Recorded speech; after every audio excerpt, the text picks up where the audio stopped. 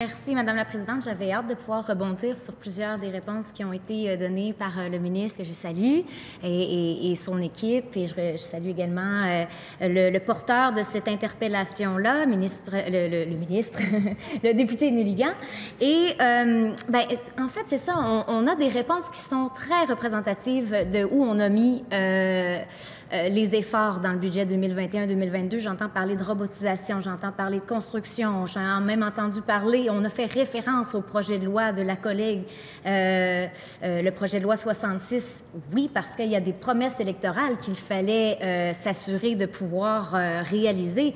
Alors là, il faut se rattraper rapidement, puis on met le paquet là, dans le recrutement, un gros 120 millions de dollars qui a été injecté pour aller chercher des travailleurs dans ce domaine-là. Je ne dis pas que ce n'est pas important d'aller chercher des travailleurs dans le domaine de la construction, mais pourquoi ne pas avoir mis autant d'efforts dans les services qui sont donnés majoritairement par des femmes qui n'ont pas envie là, de se réorienter, veulent seulement pouvoir travailler dans des conditions décentes. Et là, moi, ça m'amène à parler du manque de sommes qui ont été investies justement dans les services de garde, un secteur particulier qui a vraiment qui freine le développement économique des régions et de partout au Québec. C'est les chambres de commerce maintenant qui cognent à nos portes comme députés pour nous dire qu'est-ce qu'on peut faire avec les listes d'attente. Pouvez-vous intervenir? Les mamans et les papas qui viennent aussi, qui nous interpellent dans la rue, pour dire, désemparés, là, nous disent « Je suis 185e sur la liste, est-ce que je peux avoir un peu d'espoir de retourner au travail? » Il contribue à la pénurie de main-d'œuvre de façon bien involontaire, Madame la Présidente. Alors, c'est pas toujours d'essayer de trouver du monde pour aller remplir les promesses électorales, d'aller dans les secteurs de l'innovation.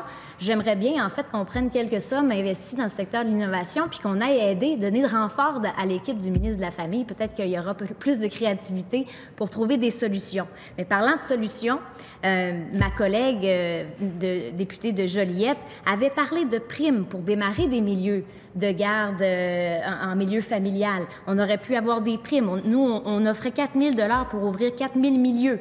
On a aussi suggéré une prime de rétention de 4 000 $ pour les intervenantes actuelles. Parce que présentement, celles qui sont propriétaires de milieux de garde, ce qu'on leur a promis ou ce qu'on leur a annoncé pour le budget, c'est de l'aide d'une assistante, mais rien pour améliorer leurs propres conditions. Alors là, on voit en plus une baisse du ratio. Il y a vraiment dans les services de garde, il y a comme un désordre qui, malheureusement, m'a pas encouragée au dépôt du budget parce qu'on a juste pris une de ces mesures-là et on l'a appliquée. Alors moi, quand les parents viennent me voir et me disent « Est-ce que je peux avoir de l'espoir? » Ça me fait pas plaisir de leur dire qu'il y a eu beaucoup d'argent mis dans le secteur de la construction et très peu pour les éducatrices à l'enfance. Ça me fait pas plaisir, Madame la Présidente, de dire « Bien, patientez, il y a un livre blanc qui s'en vient à l'automne prochain. » C'est pour moi, là, j'aimerais pouvoir faire partie de la solution puis que nos propositions soient retenues. Donc, pour moi, c'est important de mettre la table. J'ai pris quand même plusieurs minutes de mon intervention parce que je veux que les réponses du ministre portent sur cet enjeu-là et me donnent des réponses sur pourquoi on n'a pas mis plus de mesures en place pour s'assurer de recruter un grand nombre d'éducatrices parce que là, ce qu'on prévoit, c'est 3 000 alors qu'il en manquera 10 000. Je veux terminer sur les postes de fonctionnaires en région, qui était une promesse aussi de la CAQ lors de l'élection. On nous parlait de 5 000 postes de fonctionnaires dans un premier mandat, et là, finalement, on l'a étiré sur 10 ans.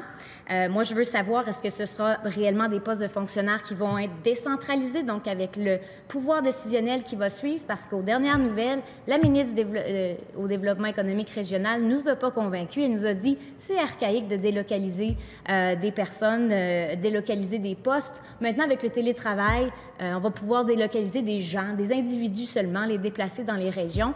Ça n'a pas le même impact dans une région, Madame la Présidente. Là, on parle d'individus, mais ce qu'on veut aussi, c'est du pouvoir décisionnel, des postes de haute fonction. Alors ça, pour moi, j'aimerais avoir une réponse claire du ministre sur cet enjeu-là. Alors, vous le voyez, là, pour moi, vraiment, on a passé à côté d'une grande occasion de faire de cette relance économique au Québec une relance féministe qui prend en considération les secteurs comme la santé, l'éducation, où on a beaucoup de travail à faire. Et je m'attendais à des des investissements majeurs. Donc, peut-être qu'on pourra avoir plus de réponses du côté du ministre de l'Emploi sur les services de garde. Merci beaucoup, Madame la Présidente. Merci, Madame la députée de Gaspé. Je cède la parole au ministre pour 5 minutes. Merci. Content d'être avec vous ce matin et de partager vos préoccupations.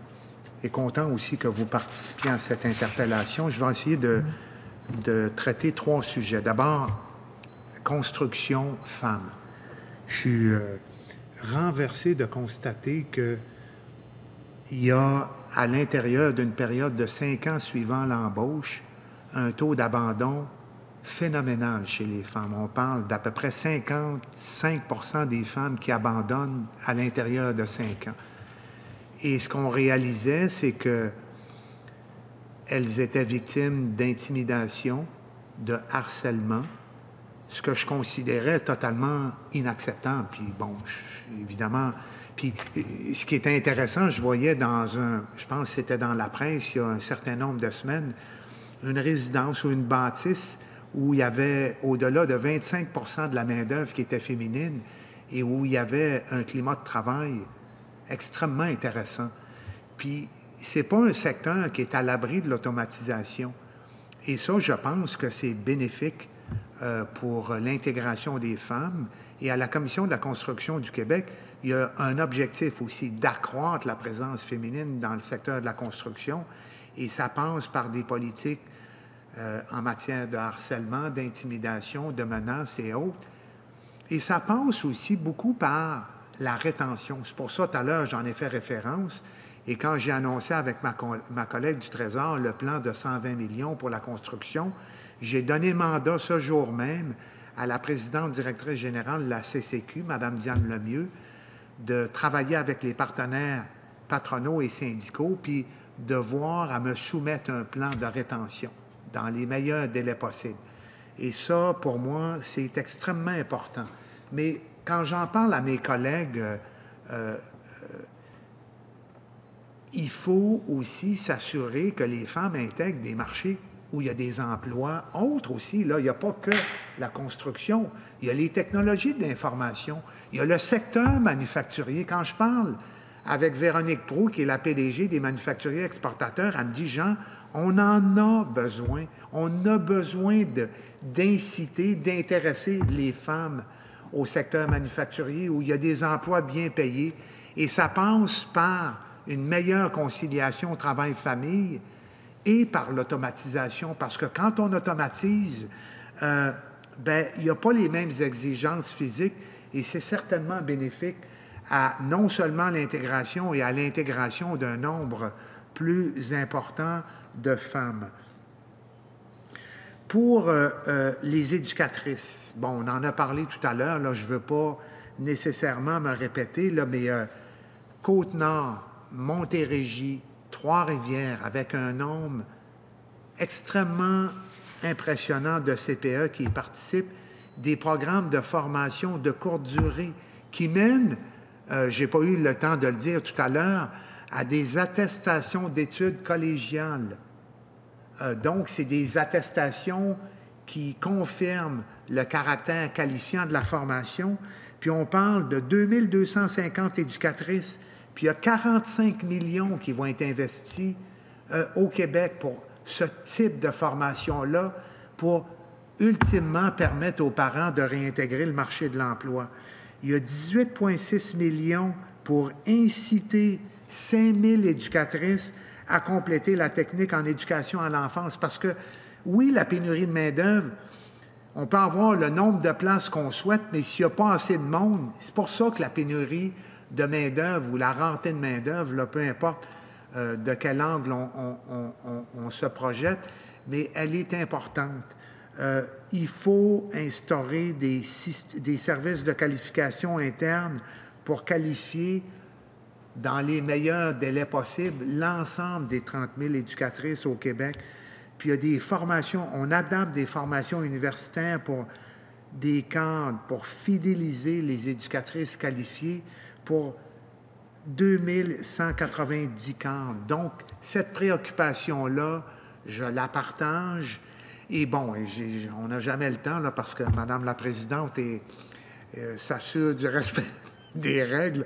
Mais les technologies de l'information, le télétravail, ça va favoriser la présence des bureaux de Service Québec, la possibilité pour les personnes de travailler dans les régions.